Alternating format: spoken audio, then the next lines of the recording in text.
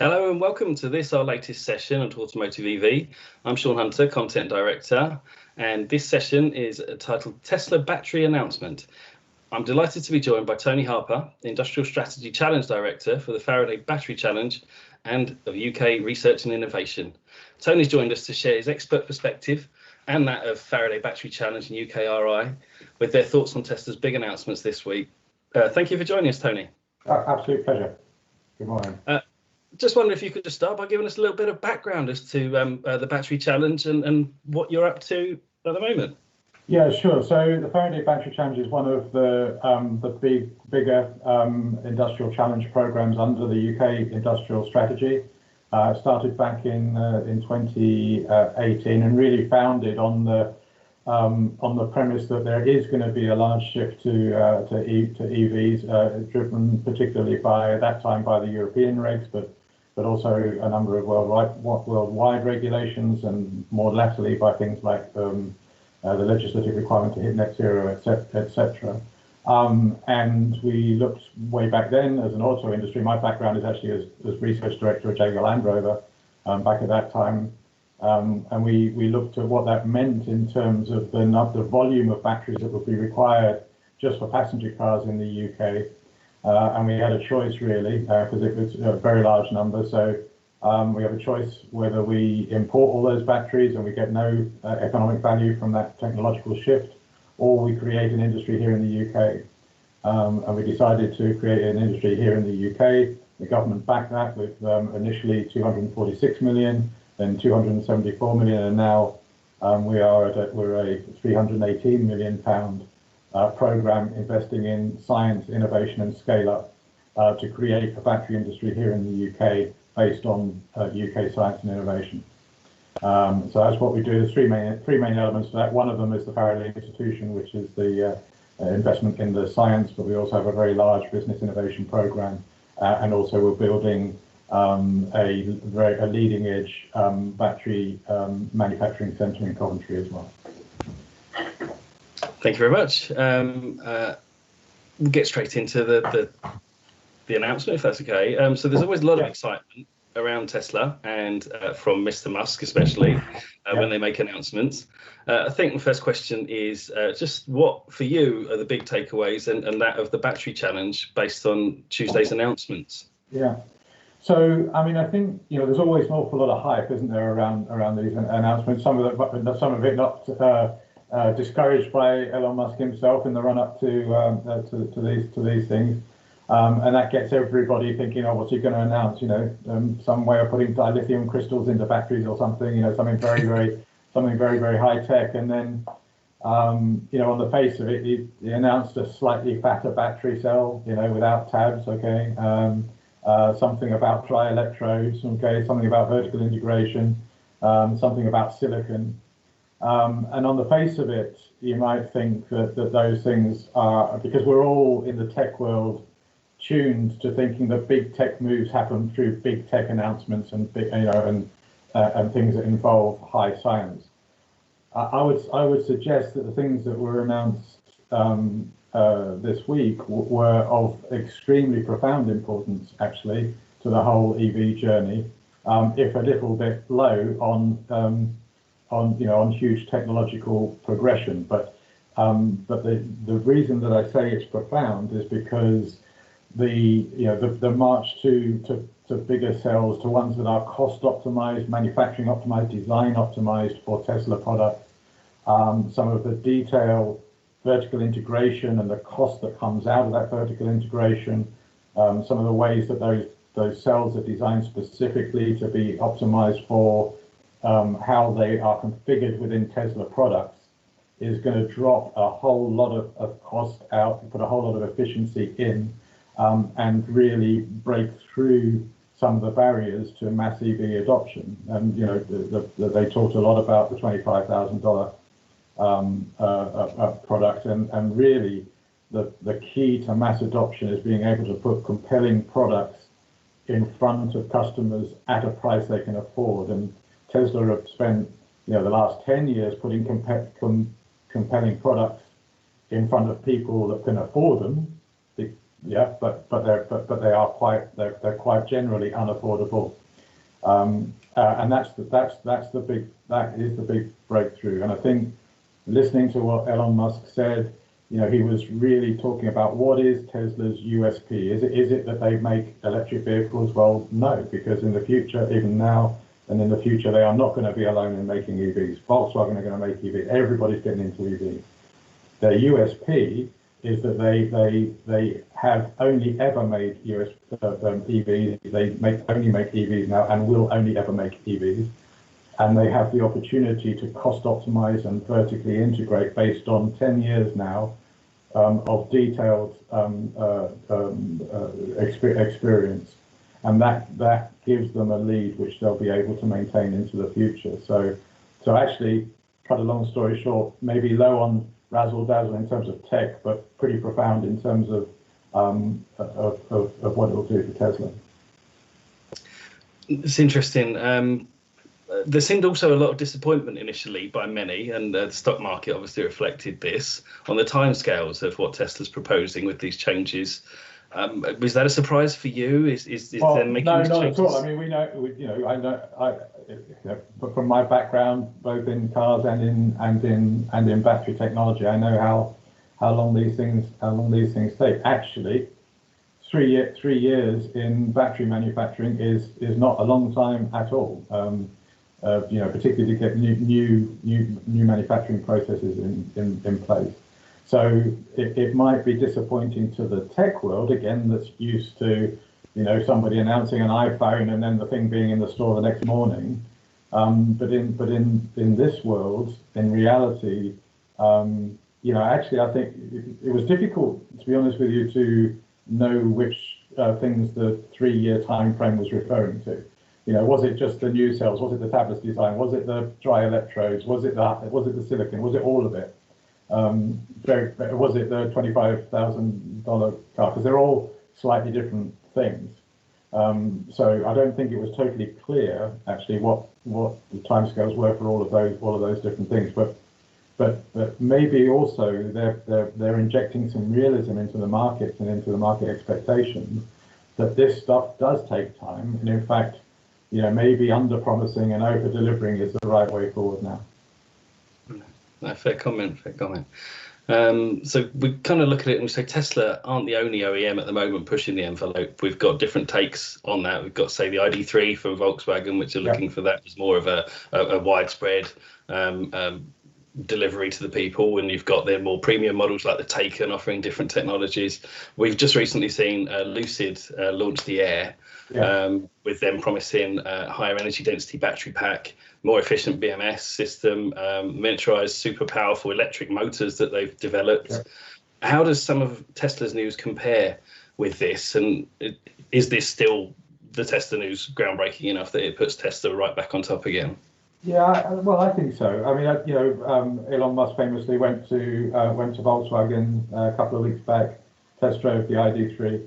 Volkswagen have been quite clear that the ID.3 is their first all EV platform, and they haven't quite hit cost parity with a diesel Golf with that platform yet, and they expect to, but they've announced that they expect to do that in the second iteration of that platform, but that again is going to take another 4 or 5, well, maybe more than 4 or 5 years. So if you put Elon Musk's 3 years in that context, that it's going to take the ID.3 another iteration that will take longer than that time to get to cost parity, then in that realm, I think Tesla still have a lead. Although it is only a matter of time. Volkswagen will get very good at this.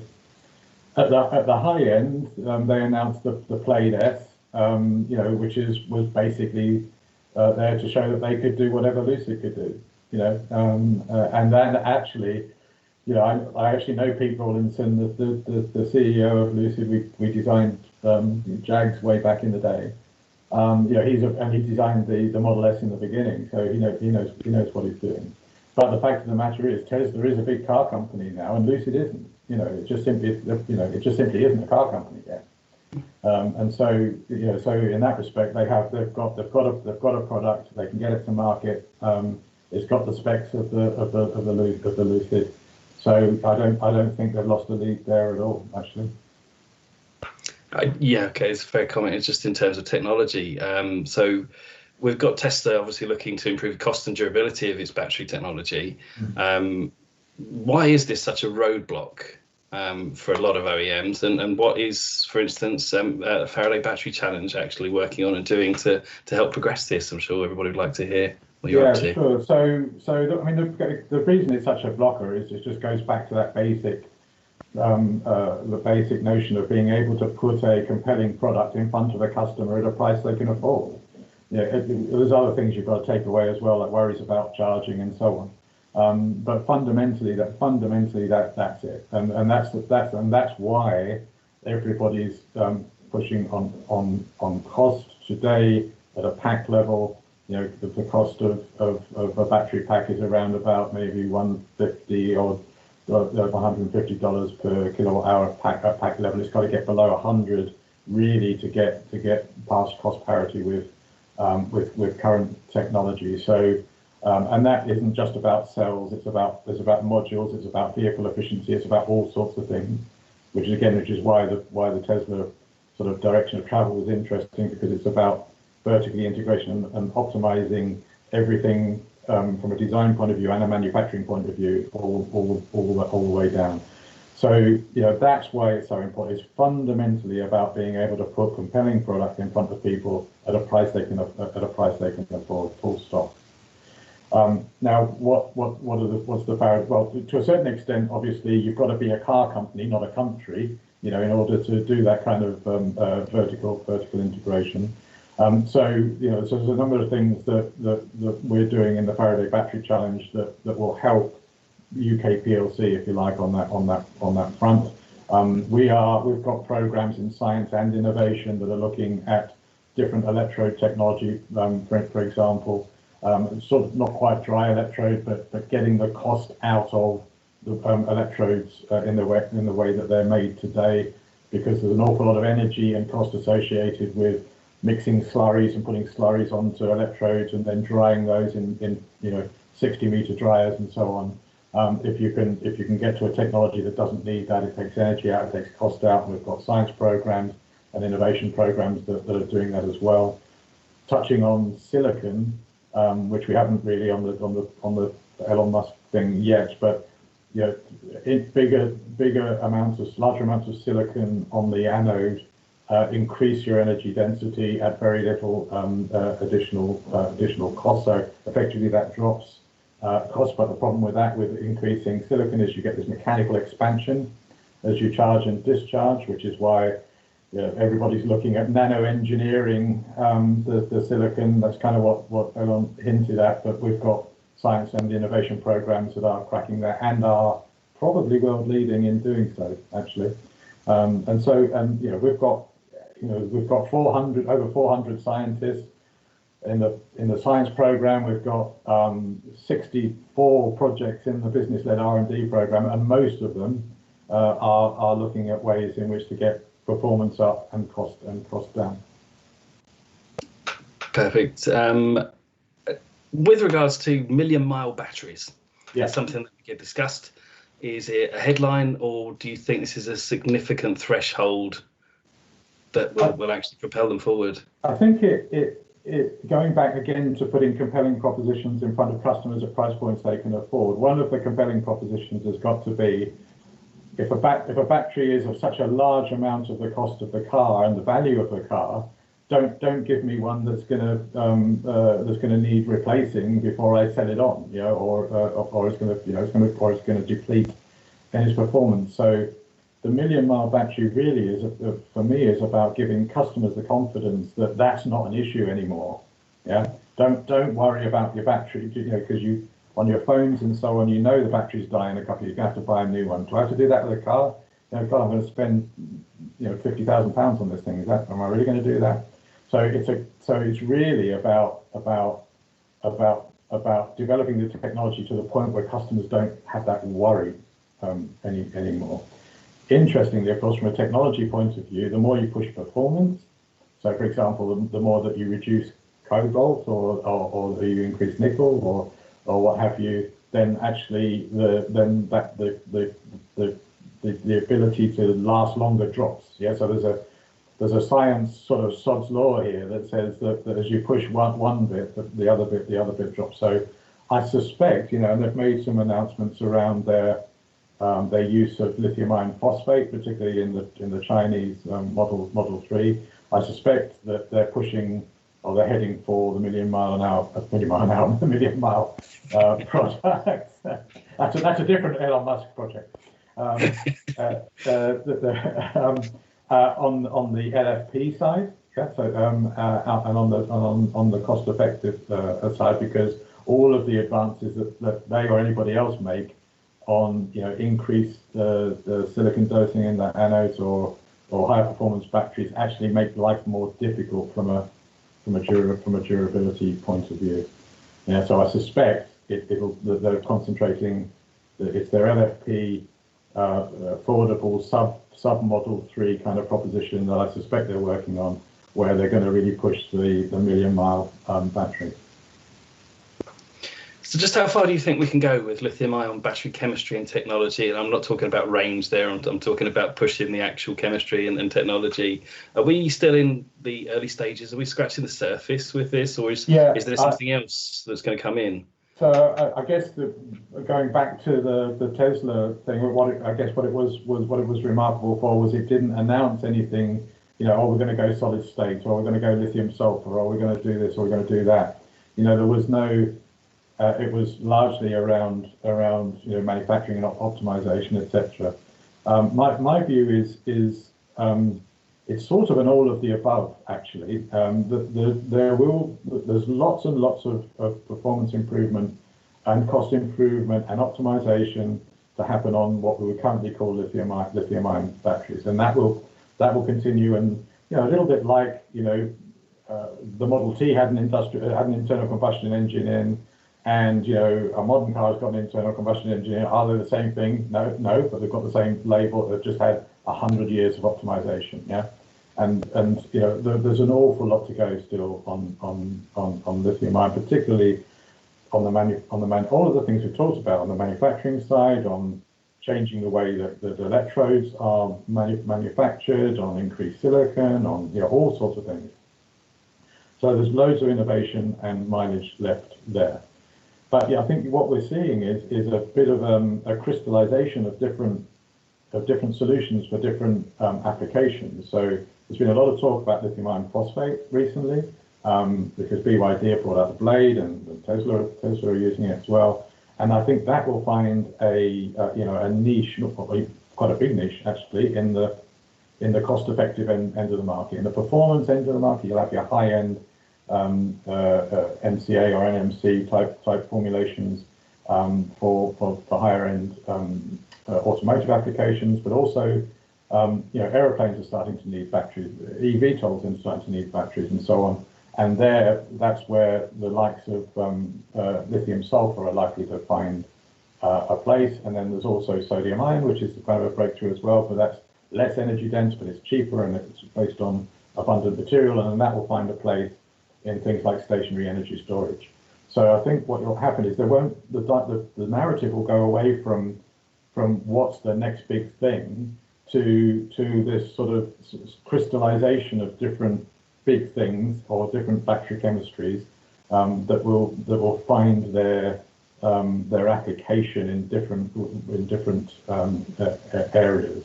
I think if anything, going back to maybe dialogues that were happening 2 or 3 years ago around lithium air, I think that has kind of gone back some distance, I think, over the horizon. And on solid state, I think everybody is still realizing that does represent a big breakthrough, but there are basic science questions that have to be cracked before we can really get to solid state. And that's going back to the Faraday Institution. We've got over a £10 million program led by the University of Oxford that's doing that in a world-class way now, because people have realised that you can't crack the problems of solid state without understanding the detailed fundamental science of what's stopping it.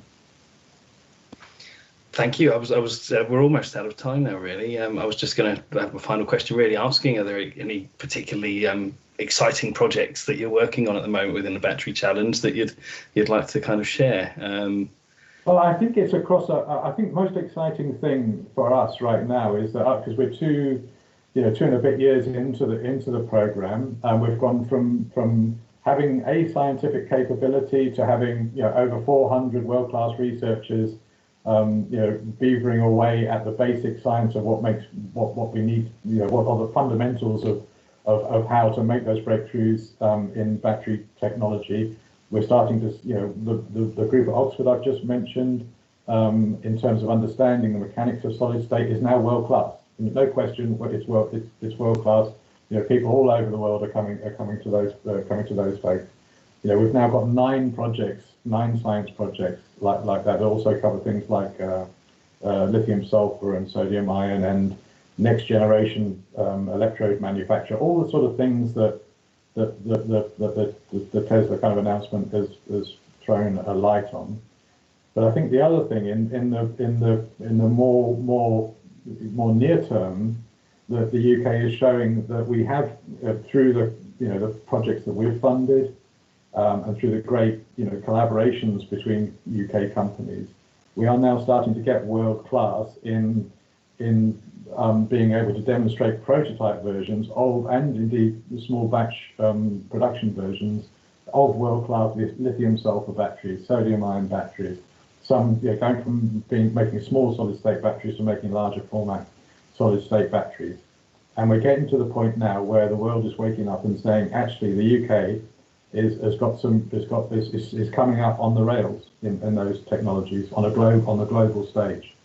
And I think that's really exciting for the future, because from the battery perspective, yes, cars are huge, and we founded the whole Faraday Battery Challenge on the basis of the market for cars. But there's going to be a huge market in high-tech batteries, in aerospace batteries, in stationary storage batteries, marine batteries, and so on. And the UK's all of the projects that we're funding and the capabilities that we're building are putting the UK in a really strong position on all of those applications. The future's bright. Thank you very much for your time, Tony. Okay, pleasure. Thank you. This afternoon, we've got a session on battery supply chain that's going to be moderated by Professor David Greenwood. There's going to be obviously quite a bit of technical detail there as well. So if you're around, please tune in. But once again, thank you, Tony, and hopefully have you again soon. Okay, pleasure. Thank you.